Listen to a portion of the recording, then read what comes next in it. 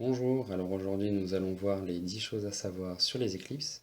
La première chose à savoir sur les éclipses, c'est qu'elles se produisent 4 fois par an, à intervalles réguliers de 173 jours, ce qui fait environ 6 mois. Je vous rassure, je sais bien compter.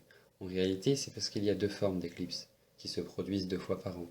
Il y a les éclipses lunaires et les éclipses solaires. L'éclipse lunaire est quand la Lune est cachée par la Terre du Soleil. Si vous préférez, le Soleil ne peut plus éclairer la Lune, car la Terre se trouve au milieu. L'éclipse solaire se produit quand la Lune passe devant le Soleil. La deuxième chose à savoir, c'est que si la Lune arrive à recouvrir intégralement le Soleil, lors des éclipses, c'est grâce à un pur hasard astronomique.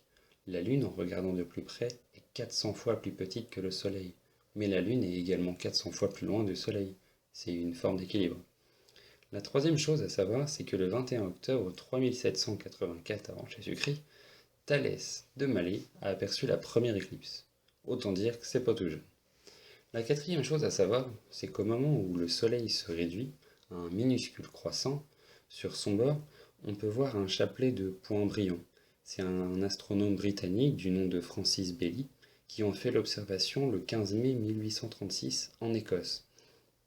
Il explique ce phénomène en disant de ces mots qu'au moment où le bord de la Lune se superpose en aplomb sur le bord du Soleil, les derniers rayons solaires passent à travers les irrégularités du bord lunaire. En gros, c'est ce que je vous ai expliqué, mais en plus compliqué. Depuis, on les appelle les grains de Baily. Ils signalent le début et la fin de la phase de totalité. La cinquième chose à savoir, c'est que pendant une éclipse, il est possible de voir plusieurs autres planètes, comme Mars, Jupiter, Saturne. En fait, le Soleil, en période d'éclipse solaire, n'éclaire plus la Lune. La Lune n'éclaire donc plus le Soleil. Le Soleil étant caché, le ciel n'éclaire plus. Le ciel n'est plus éclairé. Et il est alors possible de voir d'autres planètes qu'il aurait été difficile de voir en temps normal. La sixième chose à savoir, c'est que les astronomes doivent prendre l'avion pour observer une éclipse, car la phase de totalité est très courte. Pour les étudier, il faut pouvoir la voir beaucoup plus longtemps. Ils utilisent donc des avions rapides pour pouvoir la suivre, car une éclipse, en phase de totalité, peut passer jusqu'à 2000 km/h. La septième chose à savoir, c'est que les éclipses ont permis aux astronomes grecs, comme par exemple Aristote, d'imaginer la possibilité que la Terre était ronde, aux alentours de 380 avant Jésus-Christ. La huitième chose à savoir, c'est que les gens avaient peur des éclipses avant. On peut prendre par exemple notamment en France le cas du 19 août 1912, où la population a pris peur lors d'une éclipse totale. La neuvième chose à savoir, c'est que les éclipses sont facteurs de grandes marées. Pour comprendre cela, il faut savoir que les planètes attirent les masses de d'autres planètes.